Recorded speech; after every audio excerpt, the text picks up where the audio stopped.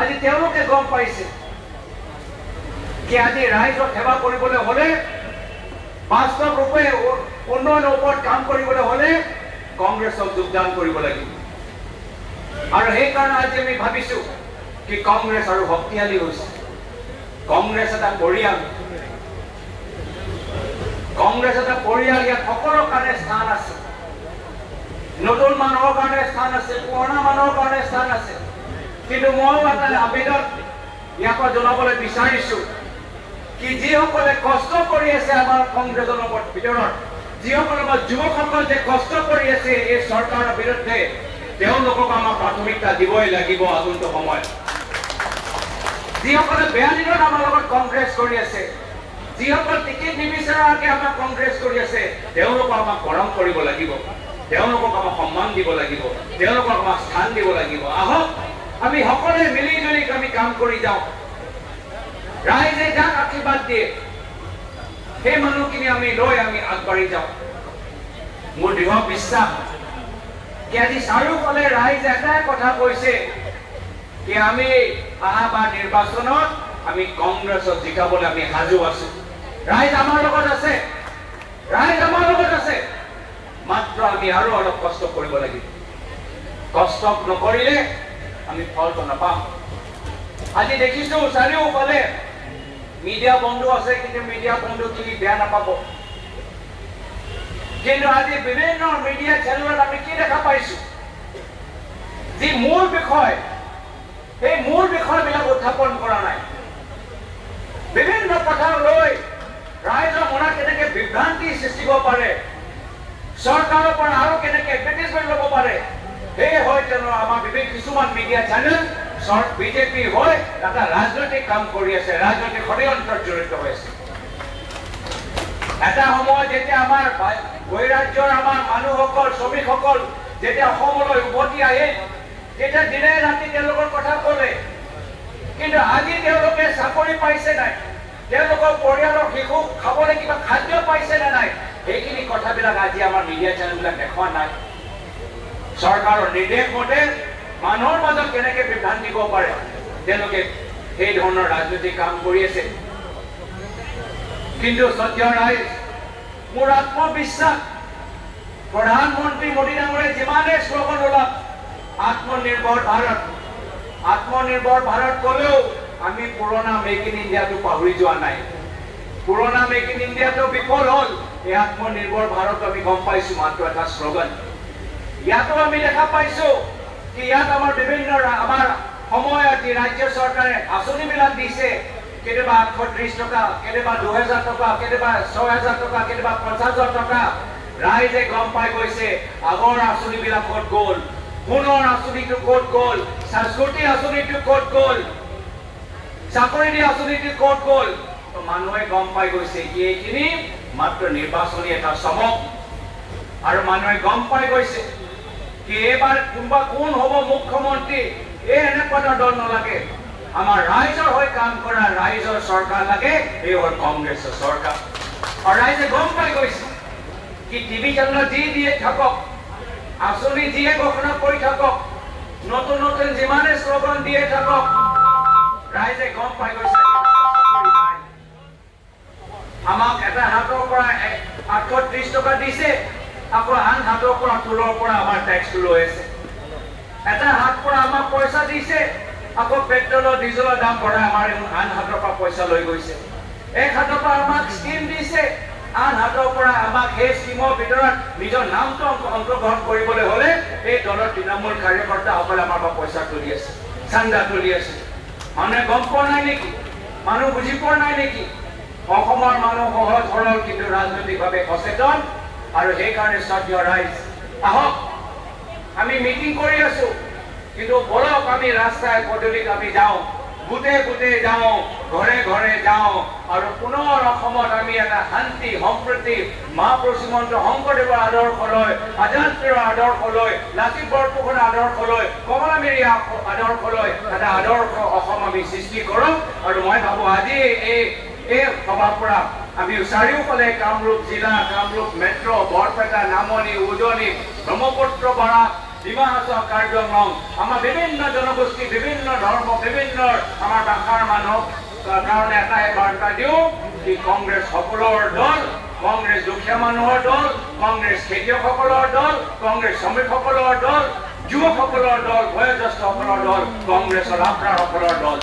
সেইকাৰণে শ্ৰদ্ধেয় ৰাইজ পুনৰবাৰ সকলোকে এই মঞ্চৰ পৰা স্বাগতম জনাইছোঁ। সকলে ৰাইজৰ যি আশীৰ্বাদ প্ৰাক্তন মুখ্যমন্ত্ৰী তৰুণ গগৈ ডাঙৰীয়া সুভাষৰ বাবে দিছে, সেই আশীৰ্বাদৰ বাবে কৃতজ্ঞতা জ্ঞাপন কৰিছোঁ। যোৱা 4-5 দিনৰ পৰা বহুত ৰাইজ মোৰ লগত যোগাযোগ কৰি কংগ্ৰেছ সভানেত্ৰী সোনিয়া গান্ধী ডাঙৰীয়াই যি নতুন দায়িত্ব দিছে, সেই নতুন দায়িত্ব দিয়াৰ প্ৰতি যি সন্মান মোক যাচিছে, তাৰ বাবে এই আনুষ্ঠানিকভাৱে নিজৰ আন্তৰিক কৃতজ্ঞতা, ধন্যবাদ আৰু মৰম আৰু সন্মান যাচি ইয়াতে নিজৰ চমু বক্তৃতা সামৰি মাৰিছোঁ। ধন্যবাদ। জয় হিন্দ, জয় অসম। ধন্যবাদ গৌৰৱ গগৈ ডাঙৰীয়া। এতিয়া আমি আমাৰ নিখিল ভাৰত কংগ্ৰেছ কমিটিৰ দুগৰাকী নেতা আছে, ৰাণা গোস্বামী ডাঙৰীয়া আৰু হৰিপাল ৰাৱত ডাঙৰীয়া। এই দুগৰাকীৰ পৰা আমি অকণমান শুনিম। তাৰপিছত আমি শেষ হৈ আহিছে কাৰ্যসূচী। মুন্নাদ্বীপৰ এটি গান আছে আৰু চতিয়া জামুগুৰিৰ বিহু সমগ্ৰ অসম বিখ্যাত। শেষত এটা বিহু আৰু জাতীয় সংগীতৰ আমি সমাপ্ত কৰিম। এতিয়া মই ৰাণা গোস্বামী ডাঙৰীয়াক তেখেতৰ চমু ভাষণ আগবঢ়াবৰ বাবে অনুৰোধ কৰিছোঁ। আৰু মুন্নাদ্বীপ আপুনি সাজু হৈ থাকিব।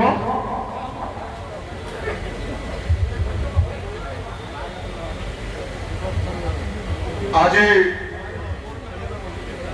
কংগ্ৰেছ দলত যোগদান কৰাৰ যি কাৰ্যসূচী, এই বিৰাট কাৰ্যসূচীৰ সভাপতি মোৰ শ্ৰদ্ধাৰ আমাৰ অসম প্ৰদেশ কংগ্ৰেছ কমিটিৰ সভাপতি সংসদ ৰিপুন বৰা ডাঙৰীয়া, লোকসভাৰ ডেপুটি লিডাৰ আমাৰ আদৰৰ সংসদ গৌৰৱ গগৈ ডাঙৰীয়া, ইয়াত উপস্থিত থকা আমাৰ জইণ্ট ছেক্ৰেটাৰী AICCৰ আমাৰ ইনচাৰ্জ অসমৰ ইনচাৰ্জ হৰিপাল ৰাৱত ডাঙৰীয়া, ইয়াত উপস্থিত থকা আমাৰ প্ৰাক্তন সংসদ বিজয় শৰ্মা ডাঙৰীয়া, RP শৰ্মা ডাঙৰীয়া, প্ৰাক্তন মন্ত্ৰী আমাৰ অকণ বৰা ডাঙৰীয়া, বিশেষভাৱে ঠাকুৰীয়া দা আমাৰ মহিলা কংগ্ৰেছৰ নেত্ৰী তথা বিধায়িকা নন্দিতা দাস ডাঙৰীয়ানী, বিধায়ক দ্বয় জাকিৰ হুছেইন আৰু ৰচিদ মণ্ডলকে প্ৰমুখ্য কৰি ইয়াত উপস্থিত থকা আমাৰ প্ৰাক্তন মন্ত্ৰী টংক বাহাদুৰ ৰায় ডাঙৰীয়া, আমাৰ প্ৰাক্তন বিধায়কসকল, আমাৰ ৰমানন্দ দাস ডাঙৰীয়াকে প্ৰমুখ্য কৰি ইয়াত আমাৰ সেৱা ব্যৱস্থিত সুশান্ত দলীয় নেতৃবৃন্দ, আমাৰ আজি বিশেষভাৱে আমাৰ ইয়াত দলত যোগদান কৰা নৱাগতসকল, দলীয় সতীৰ্থসকল আৰু সংবাদ মাধ্যমৰ বন্ধুসকল, জয় জয়তে মই পোনপ্ৰথমে আমাৰ কংগ্ৰেছ দলত যোগদান কৰা মই প্ৰাক্তন বিধায়ক দিলীপ মৰাণ ডাঙৰ বৰকাৰ গতিকে প্ৰমুখ্য কৰি সমূহ নৱাগতক আমি স্বাগতম জনাইছোঁ, আদৰণি জনাইছোঁ। আজি কংগ্ৰেছৰ পদূলি উদুলি মুদুলি, সেইকাৰণে আজি চৌদিশে ৰিপুন বৰাৰ নেতৃত্বত আজি তেজপুৰতে হওক, আজি গুৱাহাটীতে হওক, চৌদিশে আজি যোগদানৰ কাৰ্যসূচী। ই আজি জন্মাষ্টমীৰ দিনাখনো শ্ৰীকৃষ্ণৰ প্ৰভুৰ আশীৰ্বাদত এতিয়া আজি আমাৰ এই মানৱেন্দ্ৰ কমপ্লেক্সত আজি আমাৰ যোগদান কাৰ্যসূচী তাৰে প্ৰমাণ।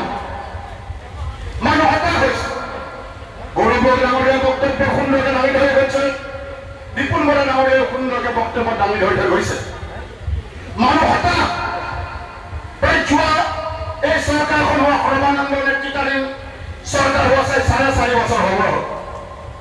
যোৱা 3টা বছৰ মানুহে জ্বলা কলা খাইছে, সকলোৱে জ্বলা কলা খাইছে, আৰু যাৰ বাবে আজি মানুহ কংগ্ৰেছমুখী হ'বলৈ ধৰিছে।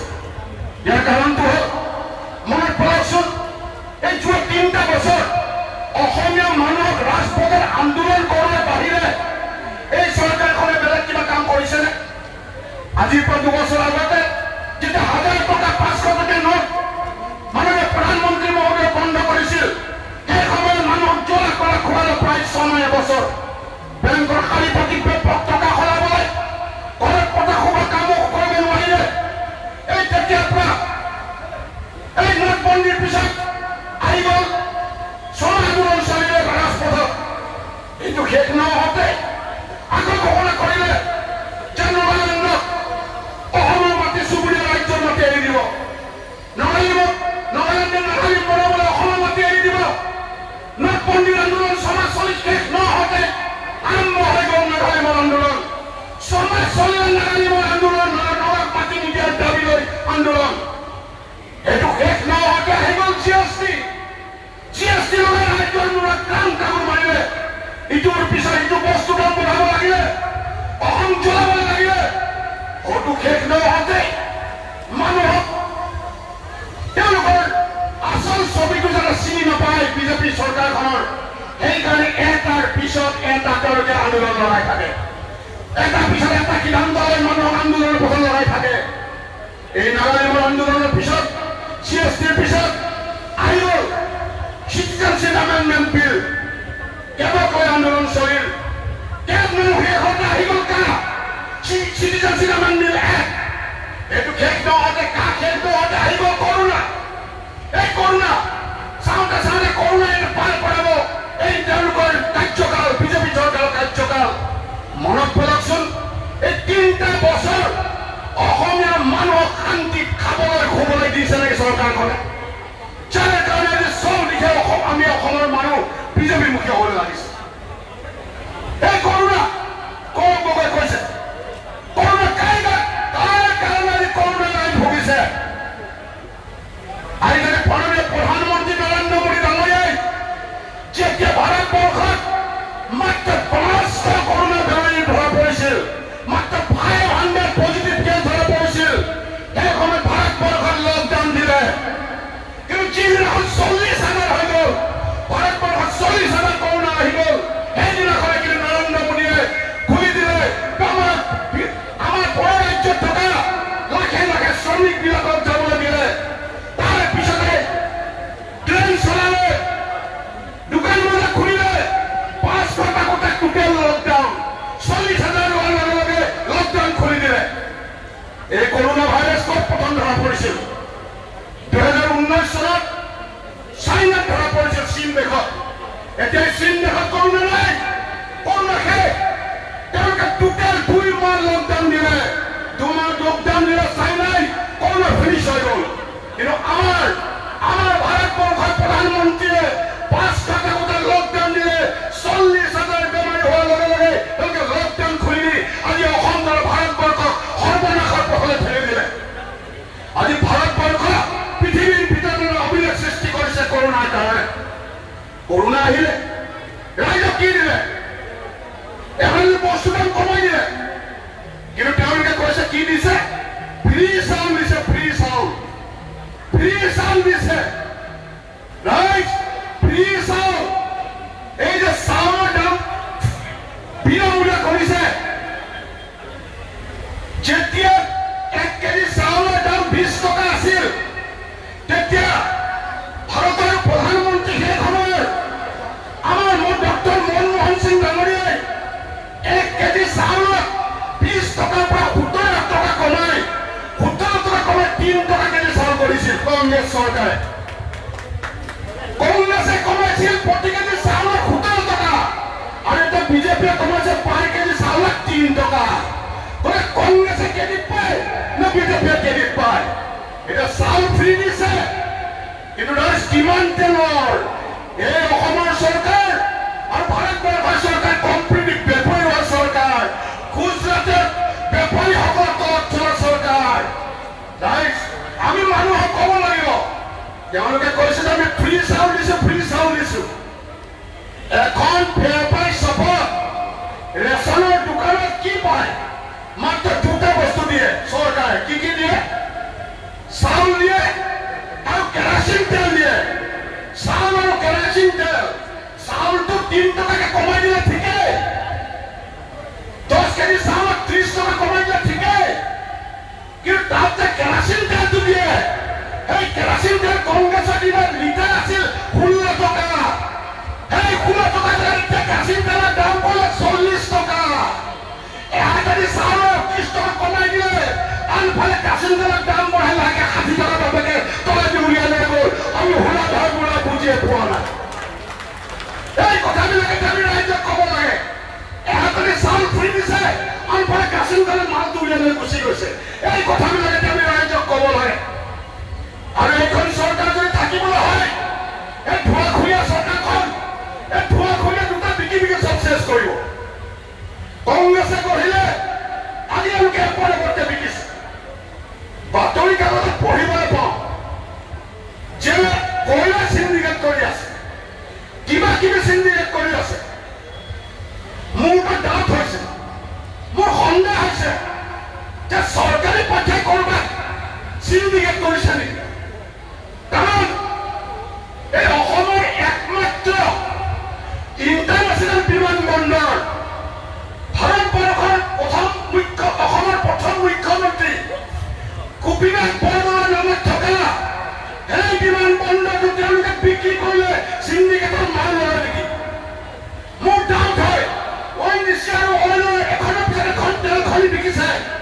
পনীয়া সোণৰ আমাৰ খনিবিলাক বিকিছে তাত তেওঁলোকে চিণ্ডিকেট কৰিছে নেকি এইটোৱে মোৰ সন্দেহ হয় নহ'লে তেওঁলোকে কিয় চুপ পাতি বহি আছে মুখত জৰাল মাৰি বহি আছে কংগ্ৰেছ চৰকাৰে এই গোপীনাথ বৰদলৈয়ে দিনৰ পৰা তৰুণ গগৈ দিনলৈকে অসমত যিবিলাক কংগ্ৰেছে কঢ়িলে আজি বিজেপি এই সৰ্বানন্দ সোণোৱালৰ নেতৃত্বাধীন চৰকাৰৰ দিনত এপৰকৈ বস্তু বিকি অসমীয়া জাতিক লাও লোৱা অৱস্থালৈ লৈ গৈছে তাৰ কাৰণে ৰাইজ এতিয়া সজাগ হ'ব হ'ল নহ'লে অসম বিকি এনে শেষ কৰি পেলাব জনগণ কৰ্মীসকল ৰাইজসকল আজি আমি দেখিছো যে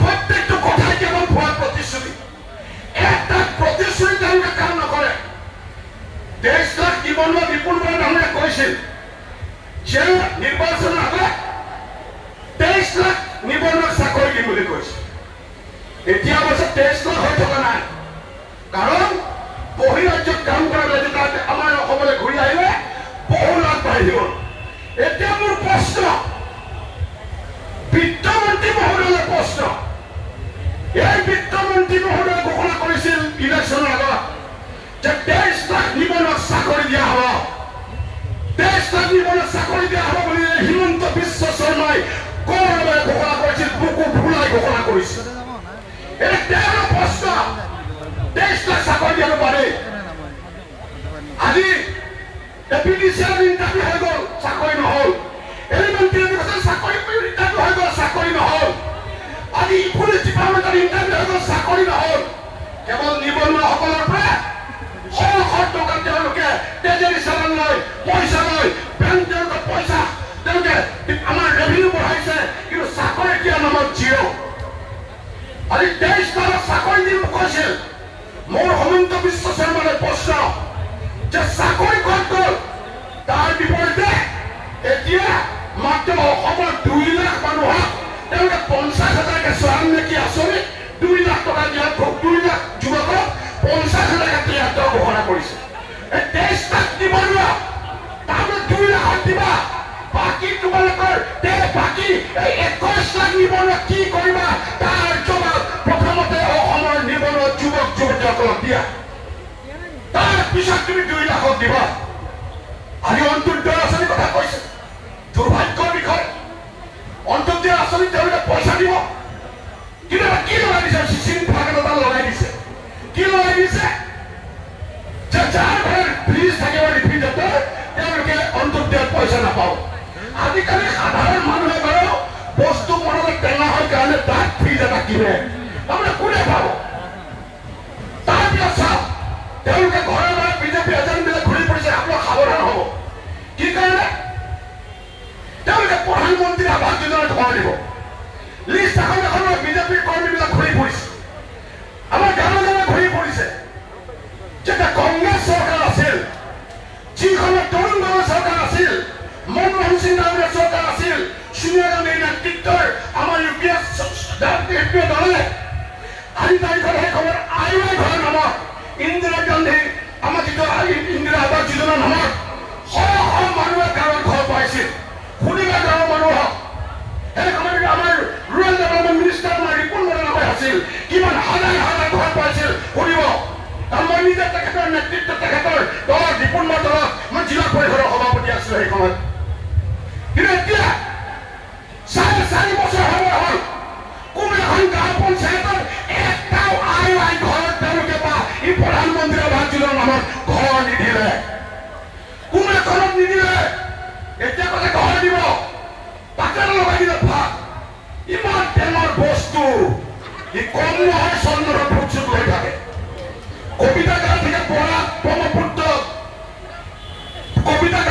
বড় ডেঞ্জাৰাস বস্তু এনেকুৱা ভাগ হ'লে ঘৰ দিব কিন্তু কি লাগিব আধাৰ কাৰ্ড লাগিব কোন বাপেকে কি কৰক কৰ গাঁৱৰ কোনটো মানুহৰ আধাৰ কাৰ্ড আছে গাঁৱৰ কোনজন মানুহৰ আধাৰ কাৰ্ড আছে কেইজনৰ আধাৰ কাৰ্ড আছে কেইদিনমান আগতে এই চৰকাৰে আধাৰ কাৰ্ড বন্ধ কৰি দিলে এফালে কৈছে ঘৰ দিব আধাৰ কাৰ্ড লাগে অনফালে আকৌ আধাৰ কাৰ্ড বন্ধ কৰিলে তাৰমানে সেইটো চিচিং ভাগ শেষ কেনেকে থাকিব বাপৰে বাপ এইখন চৰকাৰ ভাৰতবৰ্ষৰ স্বাধীনতা লাভ কৰাৰ পিছত সকলোতকৈ যদি ৰেকৰ্ড কৰিব অভিনয় হিমন্তই কৈছে যে এইখন ইতিহাস ৰচিব সঁচাকৈ মিছা কথাৰ ইতিহাস ৰচিবলৈ নহয় দুপাই ৰচিলে আৰু ইমান দিনে মিছা কথাৰ ইতিহাস ৰচিলে এইখনৰ নিচিনা ভাৰতবৰ্ষৰ স্বাধীনতা লাভ কৰাৰ পিছত এইখনৰ নিচিনা ধোকাবাজ বিশ্বাস অসমীয়া মানুহৰ খুলি খুলি খোৱা জাতিক ধ্বংস কৰা এইখন চৰকাৰক বিদায় দিব হ'ল নহ'লে অসম বাচি নাথাকিব আমি বাচি নাথাকিম আমাৰ উঠি অহা প্ৰজন্ম বাচি নাথাকিব এই কথাৰে মই বক্তব্য সামৰিছো ধন্যবাদ নমস্কাৰ জয় হিন্দ তেওঁলোকৰ ভাষাৰে কৈছো জয় অসম ধন্যবাদ ৰাণা গোস্বামী ডাঙৰীয়া বন্ধুসকল আমি এতিয়া একেবাৰে শেষৰ ফালে আহিছোঁ আৰু 10-15 মিনিটত আমি শেষ কৰিম এতিয়া মই আমাৰ নিখিল ভাৰত কংগ্ৰেছ কমিটিৰ যুটীয়া সম্পাদক হৰিপাল ৰাৱত ডাঙৰীয়াক দুআষাৰ ক'বৰ কাৰণে মই অনুৰোধ কৰিছোঁ আৰু তাৰ পাছত আমি একেলগে দুটা গান শুনিম আমি মুন্না দ্বীপৰ গান শুনিম আৰু জামুগুৰিৰ বিহু চাম আৰু তাৰপিছত আমি জাতীয় সংগীতেৰে সভা ভংগ কৰিম এয়া হৰিপাল ৰাৱত ডাঙৰীয়া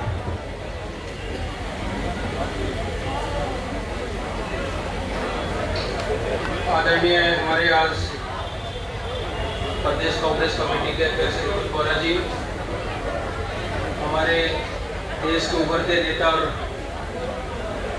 संसद में शेर की तरह दहाड़ने वाले असम का शेर गौरव गोगोई जी, राणा गोस्वामी जी, आर.पी. शर्मा जी, हमारे कांग्रेस के सीनियर मोस्ट तेजन शर्मा जी, महिला अध्यक्ष नंदिता जी, बोनी निर्मल जी, अकौन बोरा जी, जाकिर हुसैन जी, एयर मंडल जी, हमारे दोनों विधायक हैं, हमारे युवा साथी सलमान खान जी जो माइनॉरिटी के चेयरमैन हैं, सशंतो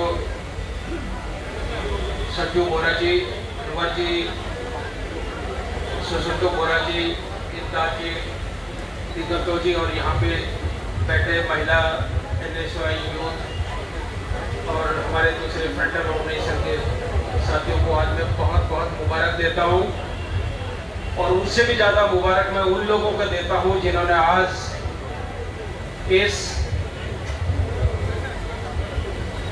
पार्टी के कार्यक्रम में गांधी की आवाज़ को मजबूत करने के लिए, गांधी के लोकतंत्र को मजबूत करने के लिए, राहुल गांधी के हाथ को मजबूत करने के लिए और देश को अराजकता, सांप्रदायिक और अहंकारी और भ्रष्टाचार लोगों से मिटाने का जो संकल्प लिया है उसके प्रतीक के रूप में आज उन्होंने पार्टी ज्वाइन की है, कांग्रेस में शामिल हुए हैं। हमारे भाजपा के पुराने दिग्गज नेता रहे हैं, पूर्व विधायक रहे श्री दलीप मोरेन जी, निरंजन नाथ जी, बसंत शर्मा जी, दादुल जी, पाटुल जी और शहनाज अली जी के साथ इन तमाम सैकड़ों लोगों ने आज पार्टी की सदस्यता हासिल की है, उनको भी मैं बधाई देता हूँ। आज सवाल ये नहीं है कि पार्टी की सदस्यता उन्होंने ग्रहण की और ये कोई बहुत बड़ी बात नहीं है। बड़ी बात क्या है कि आज के दौर में जब पूरे देश में बोलने की आजादी ना हो, मीडिया के हाथ और कलम को बांध दिया गया हो, देश में सारी संस्थाएं गुलाम बना दी हो, चाहे वो देश का जस्टिस हो, देश की न्यायपालिका हो, उसके मीडिया हो, उसकी सेनाएं हो, उसकी पुलिस हो, उसका आईबी हो, उसके इंटेलिजेंस हो, उसके ईडी डिपार्टमेंट हो, या कोई भी डिपार्टमेंट हो, आज उन्होंने उन सब के हाथ और मुंह बांध के रख दिए। ऐसे समय पे इन लोगों ने अपनी आवाज उठाने के लिए, कांग्रेस के साथ मिलकर के आवाज उठाने के लिए जो आज संकल्प लिया, कांग्रेस के साथ आकर के खड़े हुए, इसलिए वो बधाई के पात्र हैं कि ऐसे समय पे इन लोगों ने इतना हिम्मत का काम किया है, जबकि आज बड़े बड़े सांसद और बड़े बड़े मंत्री मोदी और अमित शाह के सामने बात करने की भी हिम्मत नहीं रखते। पार्टी छोड़ना तो बहुत दूर की बात है। हमारे बीच में गोगोई साहब यहाँ पे बैठे हैं, गौरव गोगोई जी, इससे ही पूछो, संसद में बोलने के लिए भारतीय जनता पार्टी के लोगों को चिट लेनी पड़ती है ऊपर से प्रधानमंत्री कार्यालय से कि आज मैं बोलूंगा और क्या बोलूंगा वो भी लिख के आता है। गोगोई साहब इतने समय से संसद के अंदर में रहे, विजय शर्मा जी रहे, आरपी शर्मा जी रहे, ये इस तमाम लोगों से पूछो क्या कांग्रेस के समय में किसी से पार्टी से इजाजत लेने की जरूरत पड़ती थी? नहीं पड़ती थी, क्योंकि हम एक लोकतांत्रिक पार्टी के रूप में काम करते थे और हमने संसद में भी लोकतंत्र को जिंदा रखा। आज उसी लोकतंत्र की बधाई देने के लिए, उसी लोकतंत्र को जिंदा रखने के लिए हमारे इतने सैकड़ों लोगों ने आज भारतीय जनता पार्टी को ज्वाइन किया है। मैं उनको भी बधाई का पात्र समझता हूँ। आज दोस्तों, प्रधानमंत्री कहते हैं कि मैं 18 घंटे काम करता हूँ। हमने माना कि बहुत बड़े हार्ड वर्कर है। 18 घंटे में आज हमारी जीडीपी 23.9 हो गई है, माइनस में चले गए। ये वो झूठे आंकड़े हैं जो उन्होंने इंटरनेशनल टेबल को दिए। अभी जो असली आंकड़े हैं वो इन्होंने नहीं बताए। हमारी जीडीपी लगभग -50 के आसपास है, लेकिन इन्होंने 23.9 में इसको खत्म करने का काम किया है। सबसे बड़ा झूठ उस विभाग ने बोला है प्रधानमंत्री के कहने पर। जब प्रधानमंत्री कहते हैं मैं 18 घंटे काम करता हूं, मेहनत करता हूं, तब हमारी जीडीपी 23.9 माइनस में जाती है। काश ये आदमी 24 घंटे काम करता तो इस देश का क्या होता, आप लोग अच्छी तरह से जानते हैं। हम नौकरियां मांगते हैं, मुझे बड़ी शर्म आती है। हम लोग भी इसके आगे जिंदाबाद मुर्दाबाद करते हैं कि मोदी जी नौकरी दो। आपने 2 करोड़ नौकरी प्रति वर्ष देने का काम आह्वान किया था, कहां है वो नौकरियां? लेकिन उसके बाद हमें याद आया कि जो आदमी 35 साल तक भिक्षा मांगता हो उसको नौकरियों से क्या लेना देना? वो कहां से नौकरी देगा जो खुद भिक्षा मांगता हो? 2 करोड़ नौकरी के नाम पे 13 करोड़ नौकरी सिर्फ कोरोना काल में खत्म हो गई। आज जो भ्रष्टाचार और महंगाई है, ये आज तत्कालीन नहीं है, ये कोरोना की वजह से नहीं है। ये तो जो पुराने पाप किए हैं, जो उन्होंने जीएसटी लगाया, जो उन्होंने नोटबंदी का काम किया है, अभी तो उसके परिणाम आए हैं। अभी इसको इफेक्ट आने शुरू हुए हैं। अभी अगले 6 महीने बाद कोरोना के इफेक्ट आएंगे तो देश कहां पे जाएगा ये आपको अच्छी तरह मालूम। जब हमारे 1 लाख लोग भी नहीं संक्रमित हुए थे, तब इसने पूरे घर में थाली और ताली बजवाई थी।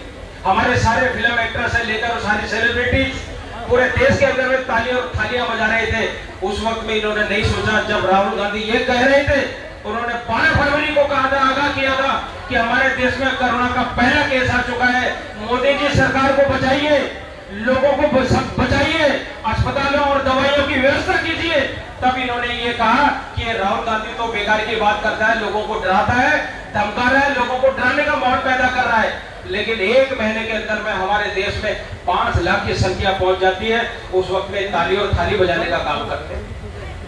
हमारे यहाँ आज देश के अंदर में जब लोगों ने नौकरियां मांगी कि नौकरियां दो, किसानों ने यूरिया मांगा, तब इन्होंने हमें क्या परोसा? सुशांत और रिया। यूरिया नहीं, नौकरियां नहीं, सुशांत और रिया। आजकल 24 घंटे सुशांत और रिया है। भारत सरकार के पास आज कोई काम नहीं है सुशांत और रिया के अलावा। उनके साथ गलत हुआ, हम भी मानते हैं उनके साथ गलत हुआ। इसका खुलासा होना चाहिए कि फिल्म इंडस्ट्री में ये क्या चलता है। लेकिन इसका ये मतलब नहीं कि 24 घंटे देश की सांस को रोक के रखो और आप देश को रिया और सुशांत पे रोक के रखो, और बाकी जो लाखों करोड़ों लोग बेरोजगारी की मार रहे हैं, जो लोग नौकरियां छोड़ के बैठ गए, 13 करोड़ नौकरी खत्म हो चुकी है, प्राइवेट सेक्टर बंद होने जा रहे हैं। जो बचे हुए हमारे सरकारी सेक्टर थे, उन सरकारी सेक्टरों को बेचने का काम कर रहे हैं। आपने टेलीफोन इंडस्ट्री बेच दी, एफटीएनएल बेच दिया, बीएसएनएल बेच दिया। आपने बैंकों को, जिन बैंकों को प्राइवेटाइजेशन से इंदिरा जी ने बचाया था, उस टाइम में राष्ट्रीयकरण किया था बैंकों का। आज वो बैंक हमारे काम आ रहे थे, आपने उन बैंकों को मर्ज करने का काम कर दिया, एक एक करके बैंकों को बंद करने का काम कर दिया। एचएएल इतनी बड़ी ऑर्गेनाइजेशन थी हमारी, जो पूरे देश के युद्ध और पोतों के सामान बनाया करती थी, हमारी डिफेंसलेस बंदूकें या तोप बनाया करती थी, आपने उसको बेचने का काम कर दिया। और राफेल का ऑर्डर किसको दे दिया? अंबानी को। जिसने जिंदगी में कभी कागज का जहाज ना बनाया हो, आपने उसको इतने बड़े राफेल का ऑर्डर दे करके और देश को क्या दिखाने का काम किया है? इस कोरोना काल के अंदर में सब लोगों की इनकम घटी है, लेकिन 135% इनकम बढ़ी है अंबानी की, 65% इनकम बढ़ी है अडानी की, अमित शाह की पत्नी की इनकम 16,000 करोड़ बढ़ी है, अमित शाह के बेटे की 600% आमदनी बढ़ी है। कहां से? पैसा तो है ही नहीं देश में, तो ये आमदनी बढ़ी कहां से? तो आज जो हमें ये झांसा दिया जा रहा है कि हम कोरोना काल की वजह से, ये कोई कोरोना काल की वजह से नहीं है। लोगों ने जितना कॉपरेट इनको करना था, हम लोगों ने उतना कॉपरेट किया, लेकिन इन्होंने इस बीमारी का बहाना लेकर के इन्होंने देश के अंदर में जो छटनी का काम किया है, इन्होंने जो हमारी इंडस्ट्री को बंद करने का काम किया है, छोटे छोटे उद्योगों को बंद करने का काम किया है। ये 200 करोड़ की योजना इन्होंने अनाउंस की थी आज से 3 महीने पहले कि 200 करोड़ रुपया हम लोग एमएसएमई को देंगे, जिससे छोटी छोटी इंडस्ट्रियों को उठने का काम मिलेगा। आज जो लोग आप में से कोई एमएसएमई की इंडस्ट्री जिसके पास लगी हुई हो, वो जाकर के एक बार सरकार से अप्लाई करके देखे, बैंकों में जाकर पूछे कि 200 करोड़ रुपया आया है, आप हमें उधार क्यों नहीं देते? तो आपको जवाब मिल जाएगा। बैंक ये कह रहा है कौन सा 200 करोड़, क्योंकि वो 200 करोड़ तो आया नहीं है, वो सिर्फ फाइलों में लिखा गया है। लेकिन दूसरी तरफ ये अपनी इंडस्ट्री को बढ़ाने में लगे हैं। तो दोस्तों, ऐसे टाइम पे जब हमारे सरकारी कर्मचारी, जिन्होंने सबसे ज्यादा योगदान मोदी कह करके मोदी को जिताने का दिया, आज इन्होंने केंद्र सरकार से ऑर्डर निकाल दिया कि 40% सरकारी कर्मचारियों को तुरंत रिटायर किया जाए। जिनकी उम्र 50 साल हो गई है उनको रिटायर कर दिया जाए, जबकि उसके पास 10 साल पूरे हैं। हमारे समय में भी 50 साल की एवरेज एज हुआ करती थी। राजीव गांधी ने इसको 58 किया और उसके मनमोहन सिंह जी ने इसको 60 साल किया। 60 साल तक सरकारी कर्मचारी को नौकरी करने की इजाजत हमारी भारत सरकार ने दिया, कांग्रेस के जमाने में हमने दिया। और आज ये कहते हैं 50 साल की उम्र में आदमी को रिटायर कर दो। 50 साल की उम्र तो अभी जवानी की उम्र है, वो शुरू करते हैं अपनी जिंदगी को 50 साल में, और आप उसको जबरन रिटायर करने का काम कर रहे हैं। जो रिटायर नहीं हो रहा उसको बाहर भेजने का काम कर रहे हैं। LIC में हमारे एक बहुत बड़े मित्र थे, LIC यूनियन के नेता थे, रोज मोदी मोदी मोदी मोदी कहा करते थे। अभी पिछले दिनों आ गए हमारे पास कि भाई साहब बचाओ नौकरियां जारी हैं। मैंने क्या हुआ मोदी जी, तो आपके बहुत प्रिय थे, क्या हुआ? कह रहा भाई साहब मेरी तो उम्र अभी 50 भी पूरी नहीं हुई, मुझे VRS जबरन VRS लेने के लिए कहा जा रहा है, मेरे छोटे छोटे बच्चे हैं, और अगर मैं VRS नहीं लूंगा तो मेरा नॉर्थ से तबादला जाके साउथ में कोची में उनका तबादला कर दिया गया। उनको जबरन नौकरी छोड़ने के लिए एक तैयार की गई, एक भूमिका बनाई गई ताकि ये लोग नौकरी छोड़े। ऐसे हजारों की संख्या में लोगों को नौकरी से हटाया जा रहा है। तो साथियों, अभी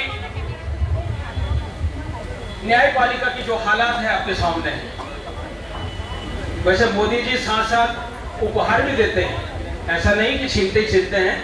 आप उनके लिए कुछ उल्टा काम करो तो वो उसके सीधे उसका उल्टा उपहार भी देते हैं। न्यायपालिका ने 2 बड़े काम किए थे पिछले दिनों में।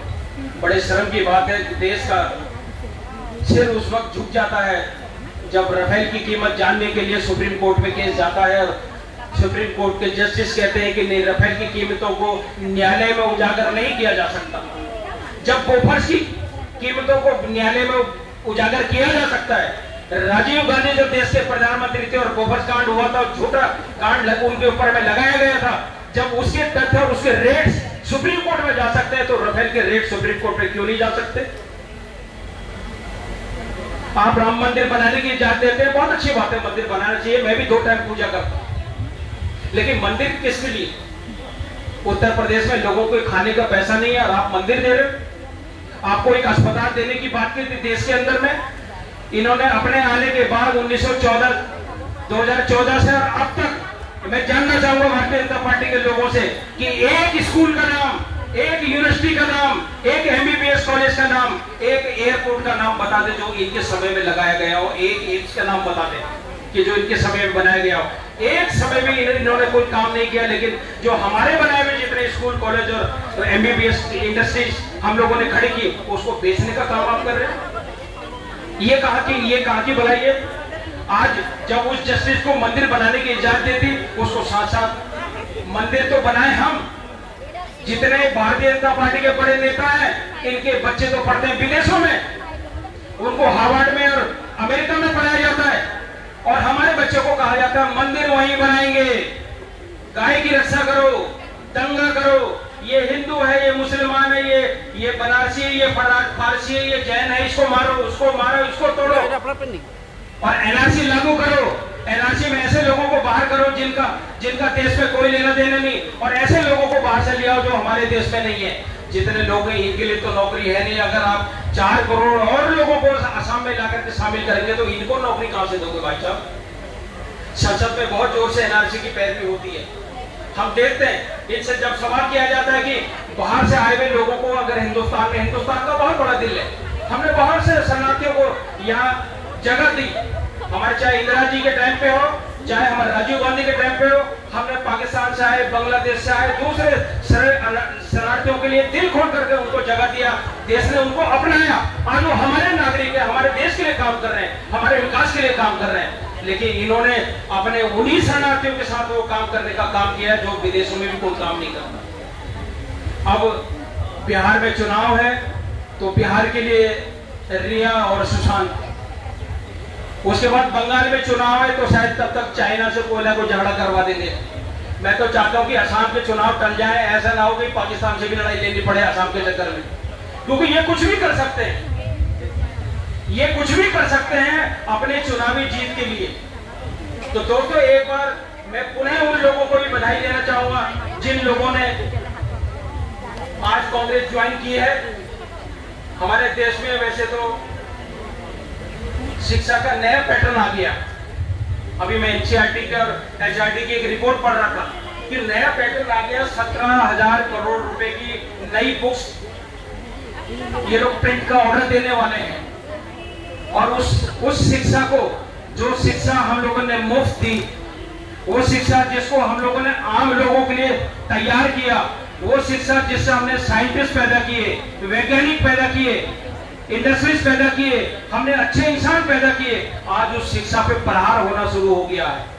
और कौन लोग प्रहार कर रहे हैं? आज ये कहते हैं कि जेएनयू और जामिया मिलिया 2 यूनिवर्सिटियां हैं जहां देश विरोधी लोग पैदा होते हैं। लेकिन अभी एक इंटरनेशनल सर्वे आया जिसमें यह कहा कि दुनिया की टॉप 10 यूनिवर्सिटी में हमारी 2 यूनिवर्सिटी आई, उसमें जेएनयू और दूसरा जामिया मिलिया। ये इनके सामने है, जिस यूनिवर्सिटी का इन्होंने सब्सिडी रेट खत्म किया। इन्होंने ये कहा कि यहाँ देश द्रोही लोग पैदा होते हैं और इस बजट में इनकी सब्सिडी खत्म कर दो। इन्होंने उनकी सब्सिडी खत्म की, और वहीं इंटरनेशनल फोरम से खबर आती है कि दुनिया की टेक यूनिवर्सिटी में से 2 यूनिवर्सिटी इंडिया की चुनी गई, उसमें से जामिया मिलिया और जेएनयू चुना गया। तो ये हमारे लिए खुशी की बात है कि हमने ऐसी यूनिवर्सिटी को जन्म दिया, अपने समय पे ऐसी यूनिवर्सिटी को बनाई, वो भी कांग्रेस के जमाने में इसको बनाया गया था।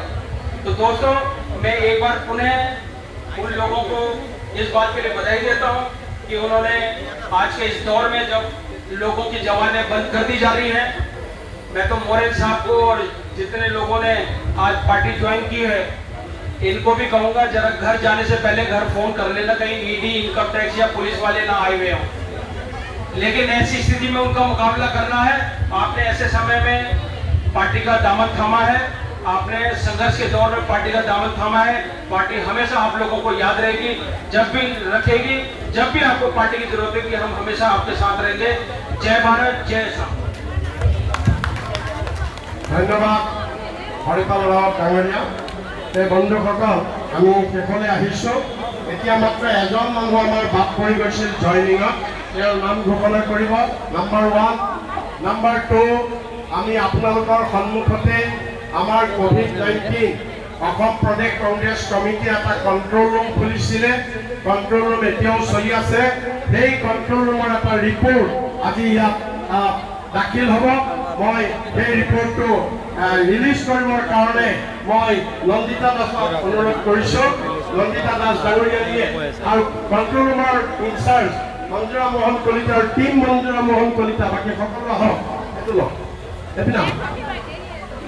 এইটো আমাৰ টিম, কণ্ট্ৰল ৰুমৰ টিম। এওঁলোকে ক'ভিডৰ ওপৰত এটা ৰিপৰ্ট উলিয়াইছে, সেই ৰিপৰ্টটো ৰিলিজ কৰিব।